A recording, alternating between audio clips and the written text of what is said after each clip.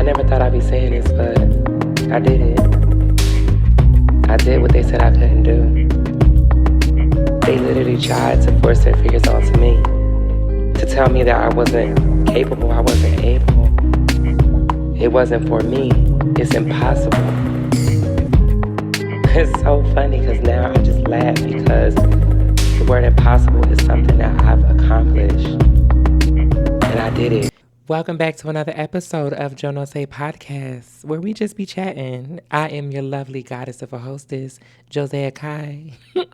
What y'all doing? Okay, you guys, we are on episode 7.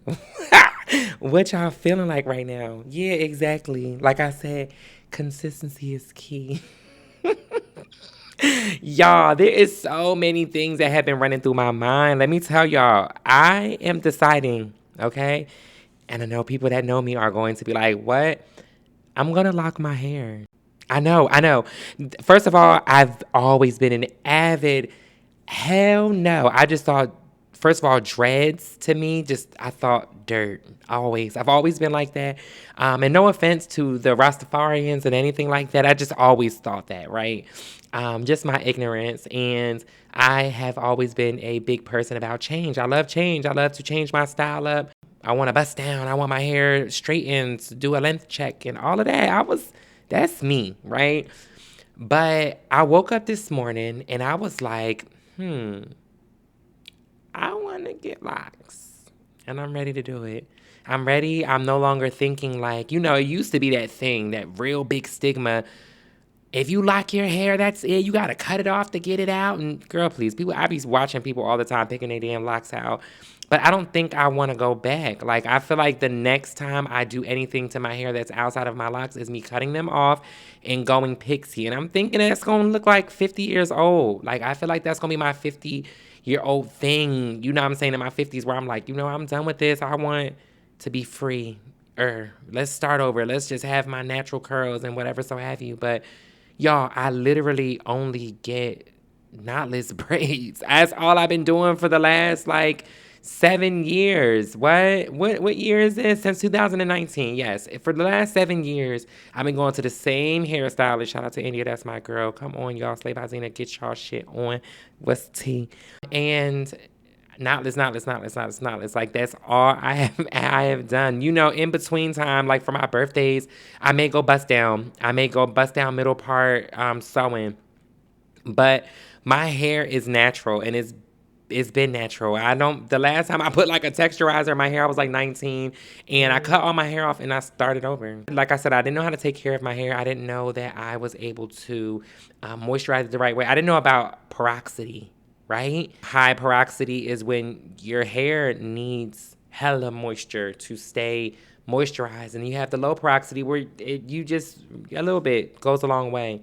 I'm very high porosity. I need the moisture for my hair to do the things. So wash and goes, bitch, what is that? Wetting my hair and go. I can't do that. My sister, my mom, all of them can wet their hair, throw a little gel in it, put it in a ponytail, and they be set for the day. Me, baby, I'm going to look like I just came off of the slave ship. Every single time. If I leave my hair and don't do nothing to it, go to sleep, no scarf, no bonnet, no nothing, I will wake up looking like I literally am it's going to look like one dread. It's gonna look like one dread and I'm not gonna know what to do with it, y'all. So since I learned how to curl my hair and keep my hair curly and let my natural hair do what it's gonna do, I don't like straightening my hair like that. I was going to Dominicans for a long time, then next my hair is falling out in the middle of my head because they overly heat your hair up. They know what they do, okay? El okay, y otra vez, okay? Atrévete, te salte de closet, te estrábate, que te den de esmalte. Y'all know what the fuck going on. There's so many different styles of locks. I'm thinking sister lock, but a little thicker, not on the micro lock side. I want my locks to have volume, but I also want it to be if I just want to wear my hair straight down, it just looks like I got almost like a silk press. It's good, but it's locked and it's thick and it's the things. And I'm very uniform too. So because I'm OCD child, I don't play when it comes down to uniformity. I need that. I'm going to need my parts to be equal, mostly. At least in the front where I can see them. In the back, I guess I will let them be a little bit a little bit more free form, but in the front, they need to be uniform because I will literally go crazy. I called my stylist today and I'll text her first and I was like, two things, 4th of July, question mark, and I want to lock my hair. And she didn't answer me because she was at work and then she came home and went to sleep and took a nap and blah, blah, blah, and she had a client. And I called her like, excuse me, I've reached out to you. What's going on? And she was like, I'm sorry. I said, I want to lock my hair. She said, no, you don't. She said, you're going to take them out because you like to change your hair a lot. I said, when was the last time I changed my hair? All I get is knotless. That's it. I get knotless in different forms. Like I got them down to my butt. I got them past my butt. I got them middle back. I got them bob. I got them long bob. I've gotten like, girl, okay, we get it. Somebody posted this. Oh, somebody posted this on Instagram. Oh, it took me out, y'all. It said, you always got in knotless braids. Okay, Moesha, girl, that took me it took me out because, first of all, stop playing with me. We love Mo to the E to the, but she really did have braids through and through. And then she just had different variations of braids or whatever the case may be. And there's nothing wrong with it. But I just never been a real bust down girly. And like I said, when I do get bust downs, y'all, it lasts for like the bust down all the way around the hair and everything else lasts, as long as it can, a month or whatever, a month and a half, whatever. But my actual leave out, left out. And I don't like wigs. I don't like to be constricted. And if I'm going to wear a wig, I need to take that bitch off by the end of the night. Then I got wigs that were matching my hair texture, which is not a problem. But it's too much hair a lot of the times. It's very hot on my neck. I don't like sweating on my neck. Like, humidity is not my friend. My hair does not play like that. And I don't want to hear, it's products you can use to keep your hair straight. I've tried them all. And guess what? My hair ain't fucking with it. Simply, my hair ain't fucking with it. And I'm not arguing with my hair no more. I'm not. It don't like all of that nonsense. And then I will go I remember I went to Jamaica and I had in a sew-in and a leave out. Girl, I had to wear a flower clip on my head the whole time or put a scarf around my head the whole time because my leave out was left in America. My leave out was left in the States, bitch. How? So at the end of the day, it was a no-go for me. So, okay, what am I going to do with my hair? What do I want to do? My stylist hair is so fire. It's so beautiful. I love it. My cousin, she has locks. She always was like, it's the best thing I've ever done. So it got me into thinking about it. I can still be beautiful with locks, and I want to be beautiful. And I'm black, y'all. And I'm pro-black, Miss Black, Miss Black of the Year. The fuck? I'm very that. So my friend that's a spirit guy, he gonna say to me, okay, we got another Earth Queen on here or whatever, blah, blah, blah, so on and so forth. Little Earth Goddess, yeah, I'm back. Yeah, I'm here. Spiritual, very, very, very puka shells, bitch. Yeah, sign me up. One of my best friends, she got her locks too. I think she started last year. She locked her hair up, and I was like, I love that. It looks beautiful on you, blah, blah, blah. I want to lock my hair. And it's not because they locked their hair. Now I'm doing it because I've never been a dick girl. Don't try me like that, y'all. Please don't play in my face. But I'm ready. I want that part of my blackness to be here. I'm ready to do it, y'all. I can't wait. You know how people with Jeeps, they be giving each other little ducks? We need to have something for the lock girlies because I'm coming. I'm going to figure something out so that we can all start doing something because I know in public when you see other lock girlies, everybody compliment their locks. I love that. But I want to be able to do the things. So yeah, I'm locking my hair, y'all. Welcome me to gang. It's coming. I reached out to her. She starts locks, she can, but she said she just doesn't prefer to do it. I told her to refer me to who she gets hers done by, and I'm gonna go there and get my locks started. I'm gonna go there twice, and then I'm gonna go back to her because my stylist does do retwists. I'm a loyal girly. If y'all don't know anything about me, if I find a stylist that does me good and we have a good connection. My stylist is my homegirl. That's my sister. Me and her are tight. And we've been together for 7 years, and then prior to moving here, one of my best friends back home and my cousin, those were my two interchangeable people that I go back and forth to get my hair done. So I stick with the same people. Like, that is just that. Like, if you do me good and our energy is good together and you get my vision and you understand what I like, baby, we rocking out and I got your back. I'm going to promote the hell out of you because that's what I do. You do my hair, I promote your stuff. And that's just how it goes, especially when I love you or whatever the case may be. So welcome me to gang, y'all. So I went out with my homegirl today, y'all, running the streets. Running the streets because, first of all, I needed another day to breathe. I told y'all I'm starting work. I had been, mentally dealing with a lot, like I told y'all, and this was a day to just let my hair down. I didn't want to do anything. I put my phone on Do Not Disturb, and I just ignored the world and just enjoyed the moment. We went to the pool. We went to happy hour. Girl, I got me some oysters like I do. Char grill is the only way I'm doing it. I'm sorry, y'all. I'm not ready for that raw life. It's not even the fact that it's nasty or whatever. It's a texture thing for me. I don't know if that's for everybody. All y'all got that same vibe. I can't do the texture. I can't. It would throw me off. I'll be in here throwing up, child. I can't do it. Texture for me. But I get them char grilled. Char them hard, bitch. I need all of that. But I use crackers to help with the texture. And my hot sauce, bitch, please don't play with me. And I got me some sushi. They got a really good shrimp tempura, also dead fish, cooked and done. I don't have time for the raw. The raw, y'all, just disclaimer, raw does not taste much different from the cooked. It's good. It's a thought process thing for me. To me, I know I'm eating a fish that has not been cooked and it bothers the hell out of me. And sometimes the texture is just a little bit raw. So yeah, unfortunate.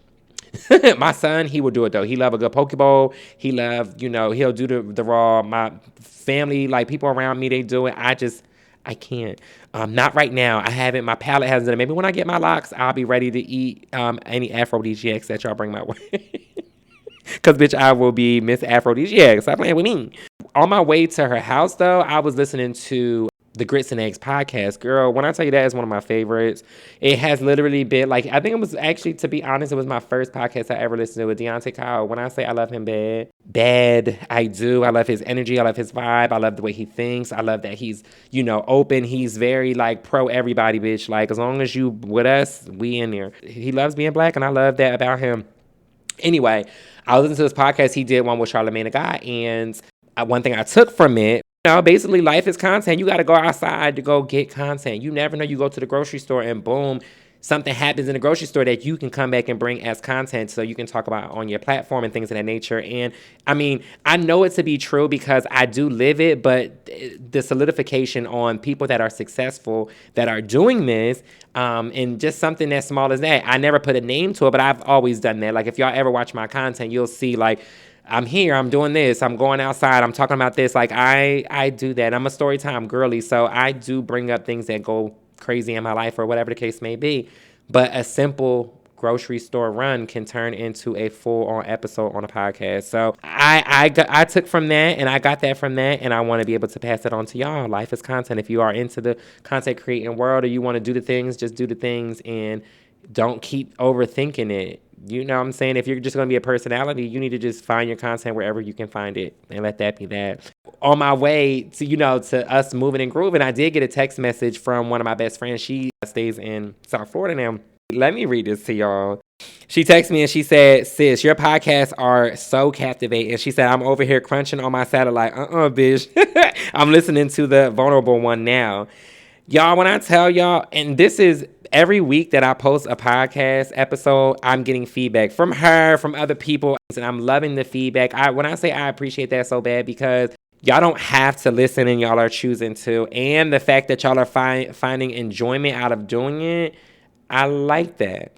I love that so much, and I appreciate y'all. So every time somebody texts me and say, "Girl, this episode was so good," or "Girl, I cracked up," "Girl, not this," or I remember this story. I was there for this. I post that shit on my stories because, look, y'all, people are really engaging. So don't think that my podcast is just going to go over your heads because it's not. It's here, and I'm doing it. So either get with the program or don't.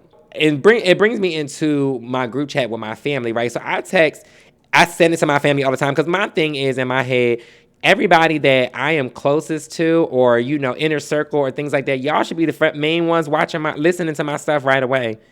Y'all should be supporting me. So right now I'm doing a little force of supporting. Basically what I'm doing is I'll send it to everybody via text message. This one is up now. Here y'all go. Here you go. Send it in the group chat with all my family and things of that nature. I've been doing it consistently. Every time my podcast goes live, and this has been for 6 weeks so far in a row, and my sixth one I sent in my family group chat, and my grandma put in the group chat, and she said, "Sorry, not interested." Y'all don't chew her up, okay? But let's get into that, right? That energy. Did it sting? Not really. It didn't sting, but it was a pinch. Very random, mind you. I've been doing this for the last 6 weeks. It was one of those things where you don't even have to say anything. But she chose to, you know what I'm saying? And just being mean or rude or whatever the case may be. And it's okay because it just shows me the things that it needs to show me, right? And my grandma's white. I already told y'all my grandma is of the Caucasus land. So I check it up to race. I'll check it up to who they are and how they get down for real, for real. And it always brings me back to like white people having like black children. A lot of times they are doing it because they're trying to piss off their parents, or they have a fetish, or they want to be a part of it so bad. It's stuff like that. And don't get me wrong, I'm not going to say love is not love. I don't want to say that because that's not true, right? That's not true. You will fall for who you fall for. But what I will say is when you come from a racist background and you're raised in a racist home with racist siblings and y'all all raised the same way, even if it's not direct racism, it's there because it's just a part of their culture. Let's just be real. So you always have to look sideways at anything that they're saying because their ignorance is just that. It's bliss. It is a part of who they are because they only go by stereotypes that they pass down to each other for generations after generations that we're dangerous and we're this, we're that, we're so on and so forth. So the way I think about it, right, if we can talk about my grandma, but we can talk about just white people in general, right? We'll talk about her, right? Grew up in a house with two racist Caucasian parents, let's be real, and they are raising you that way. And then you have your first kid, and your first kid is also Caucasian, right? And there's nothing wrong with these things, y'all. I'm just stating facts, right? But then your second child, when you're 20, is black. Your third one is black. How? Where did the switch go? Where now all of a sudden you're attracted and interested in black men. I can find attraction in other races. Just handsome white men. There's handsome Middle Eastern men. There's handsome Hispanic men. There's handsome of all of it, right? My preference is black men because I love us, right? And I want, if I'm going to be in love and I'm going to be married, I'm going to be whatever the world has for me, the universe has for me, I want it to be that strong and black. Like, that's what I want. You know what I'm saying? But I can see that, right? But it's always been black men first. And then I can explore, you know, okay, cool. Little Dora, you know, you know what I'm saying? I'm very like, oh, okay. Let me see. I will try some stuff, right? I like the way this is. But where was the switch, right? Where was the switch for a white woman to be like, black men for life? Once again, I'll bring up the trend. Mom, what you look like when you were a wigger? I hate that trend bad because now the switch is off. And do y'all ever notice when, like, I went to school with a lot of girls who used to be like, they were so black, they were hooded than us, girl. They were hooded than us when I moved to the suburbs. Hello, not the hood, because we barely had any white people when I was growing up around us, and they were very much the minority in the hood. But when we moved to the suburbs, and we had those white girls that's just like, what's good? And yeah, you already know what's going on. Blah, blah, like, okay, calm down, Miss Girl. Woo, I'm scared of you. You know what I'm saying? Like, very much that. But as they got older and they started having kids, their kids are full on white. What happened? You were Miss Nigga. You were Miss Nigga. What happened? What was the switch? They are no longer talking like that. They're no longer popping their shit. This is how I look at it. From at least 0 to 5, and I'm just giving you grace, right? Because I feel like it still goes further than that. But 0 to 5, right? You are raised by your parents. This is what I mean by what I was saying. You are raised by your parents. You are raised with their accent. You are raised with the way they talk. Before you go to school and get influenced by anything else, that's how you are raised. Then you go to school, even in the kindergarten, in the first grade, you still, maybe second grade, you're still not mimicking people. You are still kind of like, you copying off them for certain things, but not for real. People's cultures don't really start to show until they get a little bit older sometimes, right? Especially when they're around diversity.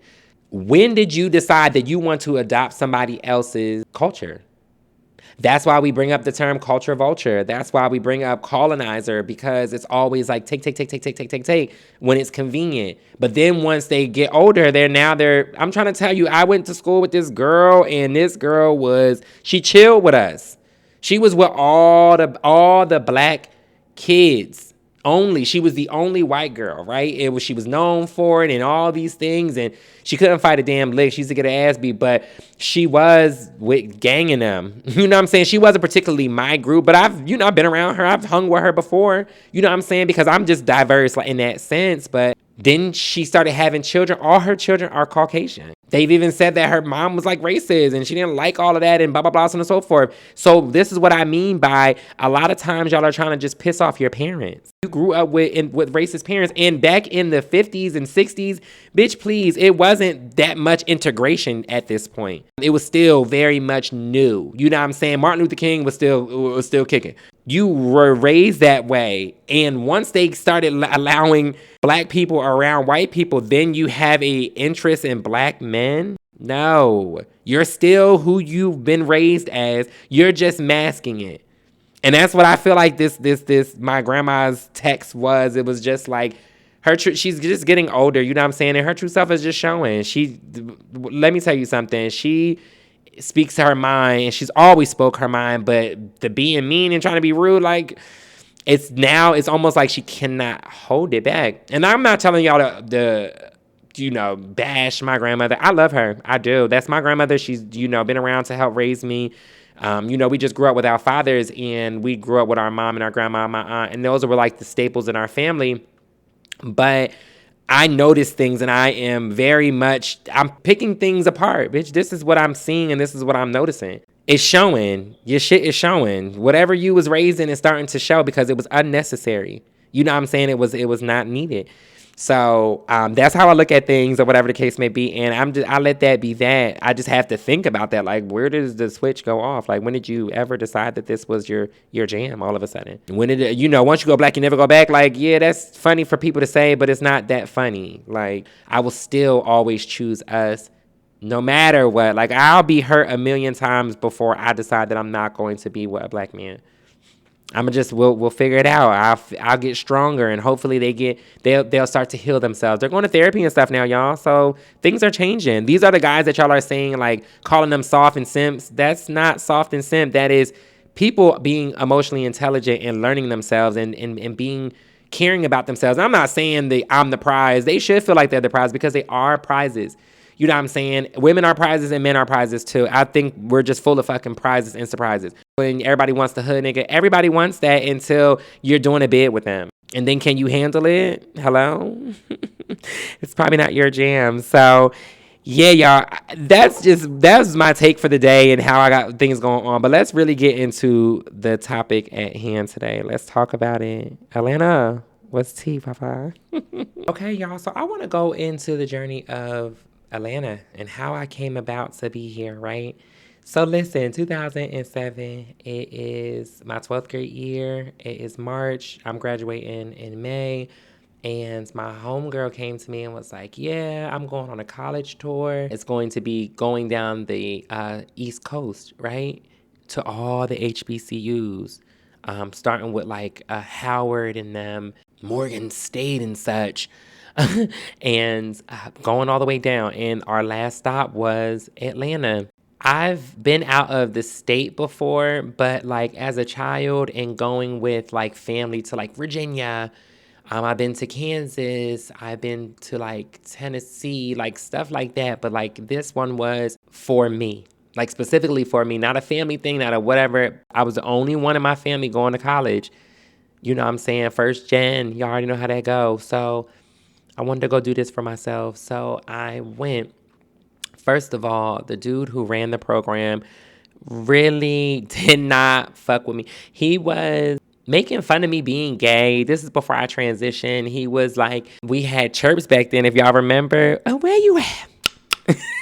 Boost Mobile, what's going on? Y'all don't remember busting through his phone when we in class? Like, girl, where you at? Or saying the most craziest, outlandish things, knowing that their phone is not on silent and you could just bust through and just say whatever. It was a time to be had. If you were there, you knew, and it was a thing. If you missed it, I'm sorry. I'm sorry. But hey, not all of y'all could experience the things. So anyway, one of the boys on the trip was like interested in me, but he was just he didn't know if he was or not or whatever. You know how that goes. People get really curious about me, and I make them think twice about, hey, wait, maybe I do like it here. And me and him was just, we used to, be on our chirps talking. He's in his room, I'm in my room. I'm in the room with the girls because I requested it. Like, I'm not trying to be in a room with boys. It's not going to make sense to me. I'm not going to be comfortable. Like, I've said this, and this is before I transitioned. I didn't even understand, but I just always was never really comfortable around men. Not say I wasn't comfortable around them. I just don't relate. I didn't relate to them. So they let me share a room with the girls or whatever the case may be. And I'll be talking to this boy. And it was like our thing for the trip. One of the days, the dude that was running the thing was acting like he was him on the phone and trying to chirp and play. But I'm not slow. Like, I know that this is not him. I didn't know it was the dude that was running the trip. I just assumed that it was another one of the guys that was on the trip. It was a bunch of us. Long story short, we get to Atlanta, and bitch, I am amazed. This is where he wanted to go. So I guess he organized this trip to get students to go to these colleges. And I think it's really a dope thing. Let me say that, though. Yeah, he was an asshole to me, but this was amazing to me to take black students to a college tour to all these HBCUs. I think that's dope. I don't know if he even still does that. Anything that's going to help our black students do their thing. And really, even though he was an asshole, look where I'm living, y'all.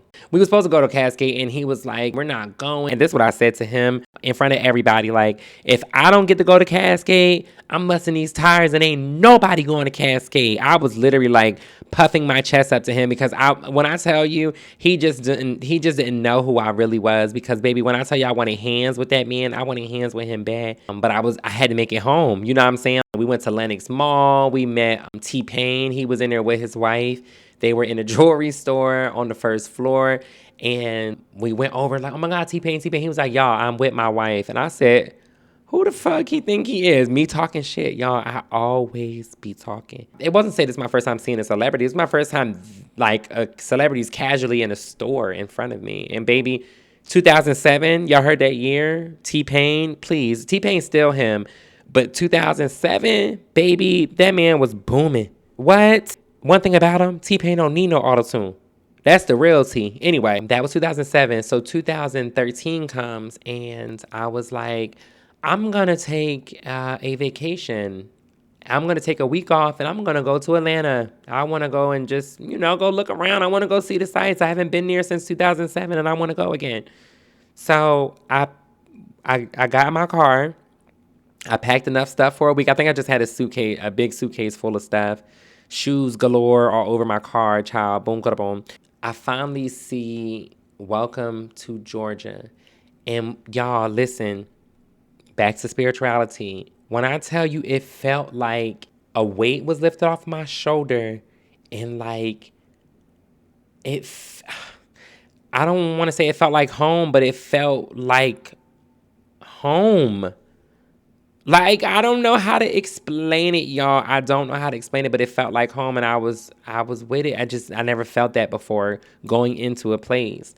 So I get there, and I'm in my hotel. I'm doing the things, and I am just, riding around, going to different places, going to go get food and blah, blah, blah. And I'm online looking at jobs. I don't know. I just was curious to see what was what. So in that week, I got a job, and then I ended up at this apartment complex, and it was nice around this area. I went and did some Googling, like, what's a good school system? Because in my mind, although my son was back home, I was like, when my son comes here, or, he may come stay here, I want the school systems to be good. I wanted to be like more of a suburban vibe or whatever.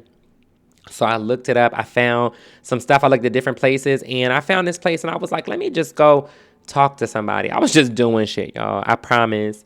And I got there, and I was talking to the lady in the office, and she was like, can you pay your rent? And I was like, yeah, I can pay my rent. She was like, you got money to maintain it? I said, yeah. And she was like, okay, you can move in by Friday. I'll give you your keys. I said, I immediately called my mom, and I said, Mom, I'm not coming home. What? What do you mean? What are you going to, what about your son? I said, send him with his mom. He'll be fine. Like, it was very that, y'all. Because what? I got me a 2-bedroom townhome, and the rent was $730. 2-bedroom townhome, $730 fucking dollars. Y'all, take us back, please. Just a disclaimer. I looked at that place just recently, maybe like a year or two ago, maybe even 3 years ago. I looked it up just to look it up. Why is a 1-bedroom apartment over there $1,100? I didn't even go look at the 2-bedroom townhomes. I didn't even try to look at them. I just wanted to see what the 1-bedroom was giving. $1,100 just for the 1-bedroom apartment. I didn't even live in an apartment. I had a whole house. Child, boo, please. So I move into my place. I'm doing my thing. I'm not regretting a thing. I'm just feeling good. And I'm trying to navigate Atlanta. What am I doing? Like, I got to figure this out. So I am riding around talking to people randomly. That's what I do. And I got a bed. I got a dresser and, just getting things and blah, blah, blah. And all my stuff was up north. I didn't have any of my clothes, nothing. I start this job, right? This job is a sales job. I am selling security systems going door to door. Shout out to ADT, child. ADT. Hey, you know me. Hey. Now, when I looked up the job was like, yeah, you'll get paid this, and that. And I'm like, okay, I need a job. Boom, I'm getting this. I didn't know it was a sales job, y'all. I didn't know anything about it at all. I was like, I got hired that fast. And boom, I just thought I was just killing the game. So anyway, I get there. We found out it's about sales, and we're out there taking leads, and I get close to, during like orientation and stuff, I get close to these 2 girls. One of the girls was a white girl, and the other one was this black girl or whatever. And the black girl lived here. She was from North Carolina. She came with her boyfriend. And the white girl was from Chicago, and she came with her girlfriend. And I was from Jersey, and I came by myself. You know what I'm saying? So it was very much like we connected on being here and not having anybody here with us. We got tight, all 3 of us. We did everything together. We went everywhere together. Like, we were the Tri Amigos. Once again, that was my gang. One day, the white girl was calling me, and she was crying, and she was like, oh, my girlfriend, she kicked me out, and she had her daughter with her. I think her daughter was like 3 years old at the time. And I was like, oh my God, she did what? Like, that's absolutely like bonkers. I have a 2-bedroom. You can come stay with me. My son will be coming at some point. So, just giving you a heads up. Some shit just went down with my son, and I had to go get my baby because it was too much negligence going on, and I really was going to have to shut some shit down. I'm dealing with that. I flew home, and while I'm home going through the courts and doing the things, she had my car so she can still work, because it was her turn to pay the rent anyway. And she crashed my car. So I'm livid about that, because we only had one car. It's only my car. And then I get back, and my house is a fucking mess, y'all. A mess. I'm talking about the refrigerator is funky. There's old ass stuff in here. My rug, it was like a light tan carpet. It was mud, footprints running through my damn house. They smoked in my son's room. Now, mind you, I didn't smoke at the time, and my son has asthma and a heart condition. So, baby, we don't play like that, right? So I get home, and I'm like livid. I went the fuck off. First thing I did was call our homegirl, the other girl, the one that moved here with her boyfriend from North Carolina. I called her. I'm like, I am about to spaz. Somebody come save me. And I was talking to this dude at the time too, and I called him, and I was like, I don't know what I'm gonna do. Like, I'm about to lose it out here. Now, mind you, the boy that I was talking to, he was actually from back home in Jersey. Just so happened, I heard that he moved to Georgia, but when I got there, I didn't know that he lived down the street from me. So it was literally like, that, and he had like this crush on me. I had a crush on him too, child. Back when we were home, he used to work at Taco Bell. I used to go up there. I don't even barely eat Taco Bell, child, but I was up there to go see that man. Anyway, but we never took it that distance because, you know, he had girlfriends and things like that, whatever. Anyway, fast forward. So she hasn't been home. She really was like avoiding coming home. She should have been home probably like 8 p.m. This bitch didn't get home until like 1 o'clock in the morning, and they sat with me until she got there. She knocked on, I opened up the door. She was like, hey. I said, ain't no hey. I'm going to stop you right here. I said, my house is a fucking mess. I said, y'all smoke? You had people in, first of all, people in my house. I said, second, and mind you, she hasn't paid any rent yet, so she don't really have no space to do shit. And I'm like, you had people in my house and you had people smoking in my son's room. That's my son's room. I pay this. This is mine in my name. Like, I was going in. I said, I really should slap the shit out of you. To save face, because I'm not going to take it there. Your stuff is set up by the door. You got to get out. You got to go. You got to go. Girl, she's crying. Oh, my God. And blah, blah, blah. So on and so forth. Now, mind you, the girl that she's talking to just dropped her off. Is one of her managers. I said, you might as well tell that bitch to turn right back around and come get you because you got to go. I was not playing. She was like, I'm so sorry. I said, yeah, the sorry should never happen. Don't you disrespect the fuck out of me. I said, and when people disrespect me, I usually beat the fuck out of them. I said, but I'm going to let you live. You just got to get out my house because really you about to put me into a different space. Mind you, I haven't been working because I was up north dealing with court shit with my son. She comes back the next day to come pick up her stuff because she just couldn't load it into the car. And I was like, okay, you can come back and get your stuff. She come back the next day, her mom on the phone. Her mom, she hands me the phone like, my mom, you know, I wanted to talk to you. She said, did you threaten my daughter? I said, I did. And I'll do it again. She better be like, I did not. I said, what's the problem? Because I have a mom too. Because what? Bitch, please, don't. Who are you talking to? You thought you was calling it what, check me? I'm not no child, bitch. I will literally shut shit down. Don't let your daughter hand you a check that your ass can't cash. Ho, don't do that. I think it was a day that went past again, and her mom called and was like, can you please let her stay there? I'm going to send money for her to come home. She came and she was like, I'm so sorry. Blah, blah. I said, yeah, you can come back in. I said, but you got to go. Child, she was supposed to pay the rent. You know what she did? She said, I'm going to move back to Chicago. Mind you, I don't have the rent money because I've been gone. She's crashed my car, fucked my house up. She was supposed to be working so she could pay the rent for the month. And then I would have been back on board by the time I got back in for the following month, for that October. Did not. She said she was going back to Chicago, child. And I packed up what I could. I grabbed my son because he was here now. Now he's living with me. And I was like, we got to go. Mind you, he already started school. He's been here since, September, like right before September started. They start school in the beginning of August. And we left October. We left a little bit right after that because I had an eviction notice on my door because the October rent did not get paid. Girl, I was so sick. Oh, I was so sick, child. I got in my car. I cried and cried. I was so mad. And mind you, my car is already doing a B-box because she done crashed my shit. So I'm already like even nervous about this. I left everything in the damn apartment besides my clothes, my son's clothes, and our essentials. I packed that car up as much as I can. I fit whatever I could fit in there. Whatever I couldn't fit, I just left that shit there. It was like almost $5,000 that I owed because my lease wasn't up until February.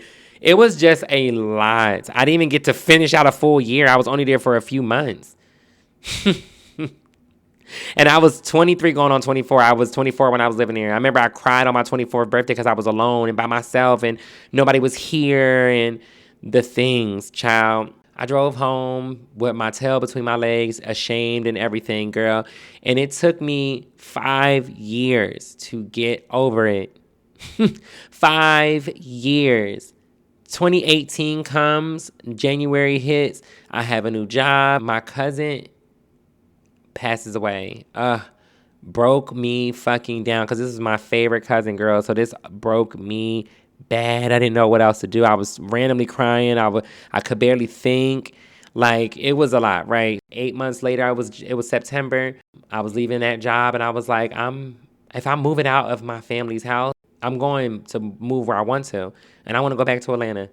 And I was like, I'm just going to do it. Fuck it. I'm not moving around here. I don't want to live in Philly. I don't want to live in Jersey. I don't want to be over here. I want to go. I just didn't, it was too much. My cousin ended up moving here. My cousin actually moved here a year after I was there in 2013. She moved there in 2014 because we were supposed to move together, but I ended up going home and I just couldn't get myself to come right back. So she ended up moving there and staying there. And, on my way back in 2018, she was like, you can come stay here and, get on your feet and then, come back. And I was like, period. So I went, I drove, I left my son here. Let me see, this was his 5th grade year. He just started 5th grade. It was September already. And I was like, I'm going to let you stay and finish out 5th grade and I'll be back to come get you. I should be all set and prepared by the time that happened. And he did. You know what I'm saying? He held it down. I know that was a lot for him. It was a lot for me, child. It was a lot. We'll get into that too, child. I did it. I stayed with my cousin for a few months and I worked my ass off, got into the service industry, started serving and bartending and doing the things, got my money in order and got my first place. And as soon as June hit, my mom called me. I told y'all in that one episode, my mom called me the same day like, hey, it's June, bitch. What's up? He already done school. Where you at? This guy I used to talk to, he brought my son to Atlanta and brought him home. He brought him a PS4. I had his room set up. This is my first time my son has had his own room. He's just been sleeping with me. You know what I'm saying? Whatever the case may be, because all my family was just balled up in one house. And I've been making it do what it do. I've been here for 8 years and this is home now. You know what I'm saying? Like and when I go to Jersey, it doesn't feel the same. You know what I'm saying? I love my family, but it just doesn't feel the same back home. It's like, I can't wait to get back to my house in my space where I'm comfortable. My son is comfortable. Also, and this was in 2013, before I left to go to Atlanta, I seen this guy that liked me. And I was telling him, like, I'm about to move to Atlanta. He was like, you gonna move to where? I was like, Atlanta. He's like, you'll be home. When I came home that year, all I could think about was him. And I literally carried that. One of my friends from high school, her mom, I seen her. I used to work for her mom. And I seen her and I was telling her about, me getting evicted and things like that. And she was like, you know what your problem was? Your problem was you gave her too many options. You cannot give people options. You set standards and boundaries. That's what you do. That's how you do things. You can't allow people to do whatever because they're going to do whatever. And I said, you know what? Thank you for that. Thank you. And now when I say that was one of the moments, I got to tell her daughter to tell her, send a message or whatever the case may be, because she really did change my perspective on that. I've been doing research on my dad's side of the family. I don't know them that well. Like I got to know my dad a little bit, but I don't know my dad's side like that. Come to find out, y'all, I found this article of my grandfather. My grandfather is from Savannah, Georgia, girl. My dad's side of the family is not from New York like I thought. Yes, some of them are from New York, but my grandfather, my dad's dad, was actually from Savannah, Georgia, but his mom she ain't want him no more and sent him with his aunt. It was New York. That's how my family became up there, like how they became Northerners, because of my grandfather moving to New York and making his way over to Jersey and having a thing going on there. So, yeah, girl, I'm actually really a Georgia peach. So, actually, now that I'm thinking about it, bitch, can't nobody tell me nothing about nothing, because really this is my shit. What are y'all talking about? I'm talking about my grandfather's family is all from Georgia. This is why when I drove into Georgia, y'all, I felt this home feeling, because this is where my family is from. And I did not know, y'all, because you know how it is when you don't really fuck with one side of your family. You just don't be known. Even with my mom's side, I don't know too much. I know like the basics, but I don't know too much about that family either.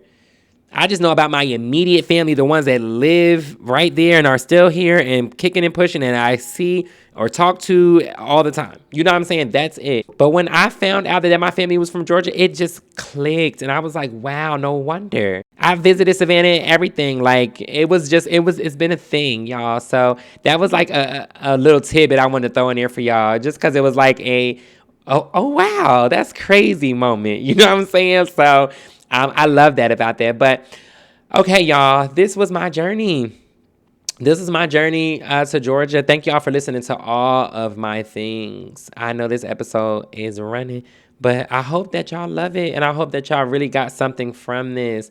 Y'all keep rocking with me. Y'all have anything that I want to do, in all my descriptions, you'll be able to ask me questions. You'll be able to just send any problems that you have, and I will answer them. I'll do Q&As on here. I also do advice columns on here. So get involved, y'all. Don't just listen, comment, share it, tell your friends. Let's get my podcast popping, because we're here, and I mean to stay. So let's get this cracking. All right, y'all.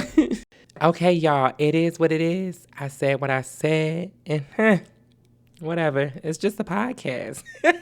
All right, y'all, cue my outro. Because now that it's done, I made it on top. The word impossible is not impossible for me. And that's why I'm going to keep moving and keep doing it. Everybody's so quiet because there's nothing left to say.